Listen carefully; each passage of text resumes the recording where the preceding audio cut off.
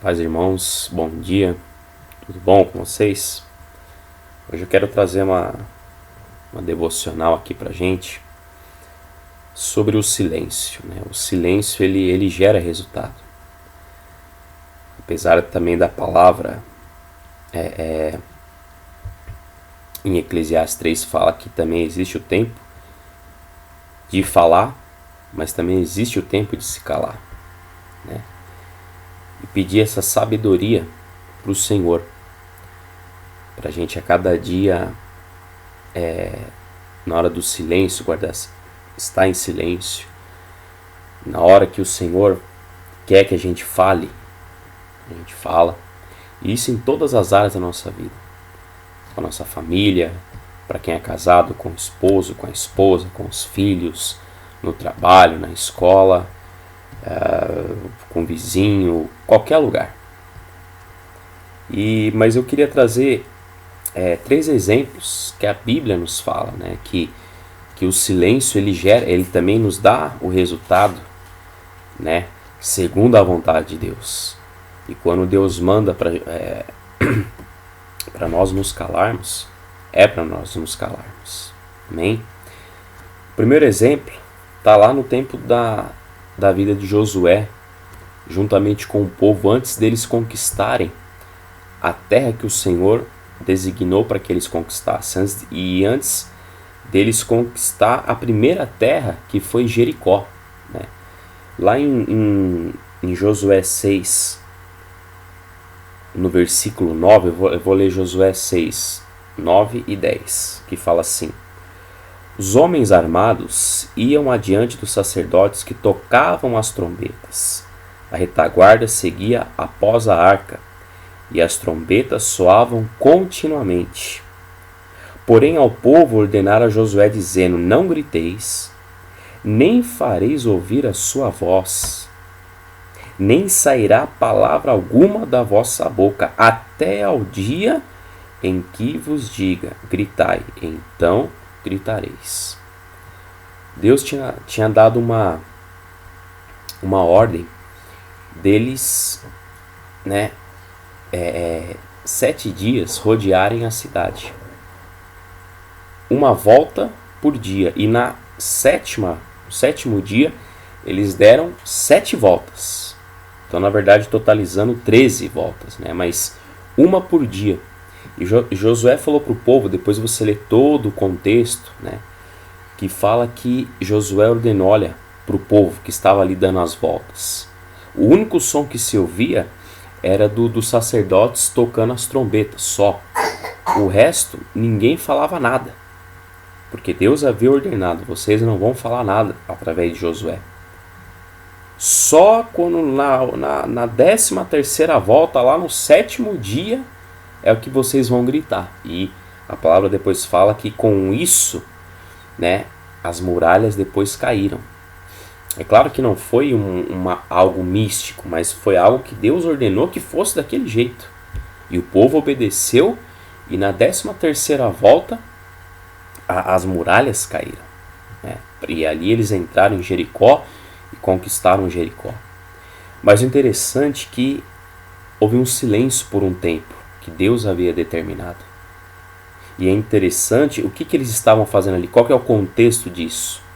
Eles estavam indo para conquistar algo que o Senhor tinha dado para eles. E sabe uma coisa que veio isso no meu coração? Nós, como servos de Deus, nós não somos melhores do que ninguém. Nós devemos sempre, claro, orar para as pessoas, evangelizar as pessoas, né? Ainda mais a gente vê que realmente os finais dos tempos se aproximam, com certeza. Mas algo que veio ao meu coração e eu queria compartilhar com vocês é que muitas vezes Deus, ele nos dá algo, seja como igreja, seja num coletivo, seja num grupo de pessoas, seja individualmente, seja em família. E muitas vezes até sem querer a gente acaba falando para vizinho, acaba falando para pessoas que nós não deveríamos. Como eu falei, não porque a gente é melhor, mas porque muitas vezes pessoas invejosas, pessoas que não querem a nossa felicidade, Não que eu, particularmente, eu não creio que para uma pessoa realmente do Senhor Jesus, uma pessoa que anda com Deus, eu não creio que esse negócio de inveja vai e pega. Né? Eu creio sim que isso tem poder, mas em pessoas que infelizmente não andam com Deus. Né? Mas enfim, esse não é o foco hoje. Mas muitas vezes nós temos que guardar, no ir mostrando os nossos tesouros. Como até tem um texto lá de Ezequias, que depois que o Senhor cura, ele estava com uma enfermidade, o que ele faz? Ele mostra tudo, os tesouros dele, para o pessoal da Babilônia. E o próprio profeta Isaías falou, olha, tudo isso que você mostrou, a Babilônia vai levar daqui, vai levar embora para a terra deles. Guarda o seu tesouro, guarda aquilo que Deus fala com você, no sentido, às vezes até coisas mesmo. Fala, Senhor, dirige a minha vida. Nesse contexto nós vemos que Deus havia ordenado silêncio. Amém?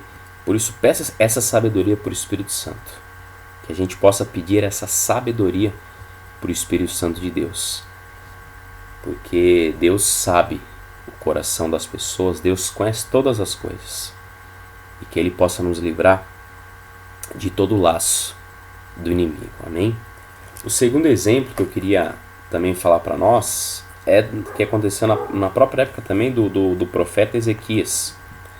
Quando eu vou ler aqui, está em 2 Reis 18, versículo 35 e 36. Quais são, dentre todos os deuses desses países, os que livraram a sua terra das minhas mãos, para que o Senhor possa livrar a Jerusalém das minhas mãos? Calou-se, porém, o povo e não lhe respondeu palavra, porque assim lhe havia ordenado o rei: não lhe respondereis. Esse contexto também fala de um rei da Síria chamado Senaqueribe, que o pessoal da Síria, né, o reino da Síria já havia tomado todo o reino do norte de Israel, que no caso era ali a Samaria, né, que da onde depois vieram os samaritanos. Mas Judá, né, Jerusalém, ainda estava firme lá no seu reinado, no seu reino. E quem era o rei Ezequias. E Senaqueribe, ele veio, o maior exército, achando também que eles iam conquistar Jerusalém, assim como eles haviam conquistado o reino do norte de Israel, Samaria. E ele veio afrontando, né, o povo veio afrontando o Senhor, falando que Deus que vai poder vai poder livrar vocês das minhas mãos. E o rei Ezequias tinha falado para o povo: olha, não responde, deixa eles falarem, deixa eles amaldiçoarem, ficar provocando, nada responde para eles.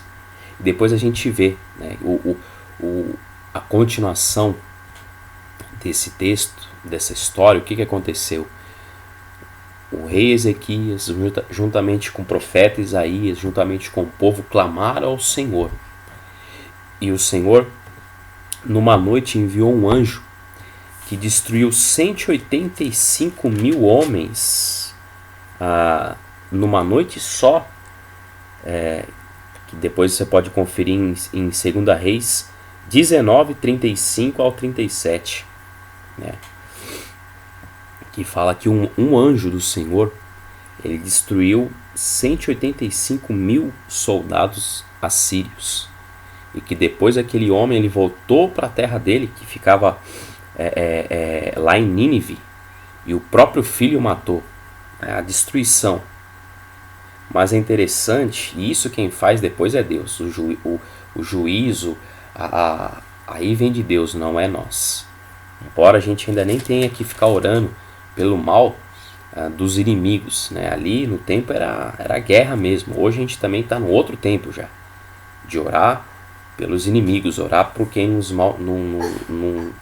amaldiçoa. Esse não é o foco. Mas é interessante que aqui o povo se calou também diante de afrontas, porque muitas vezes é aquela coisa, né? Eu não levo desaforo para casa, eu não vou deixar isso barato, eu vou para cima mesmo, não.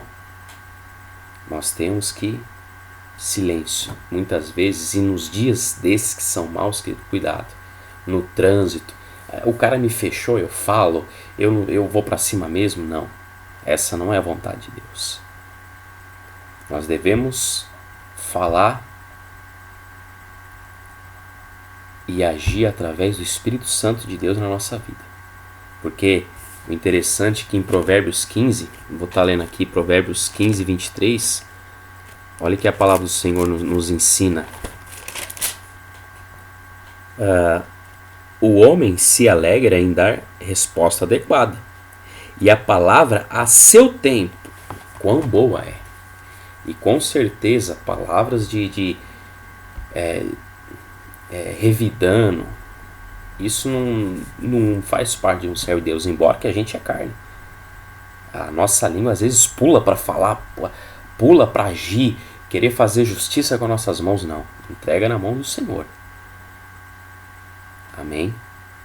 E por último, o último exemplo que eu queria dar para nós hoje é do próprio Jesus Cristo. Ele nos ensinou isso, que está lá em Mateus 27,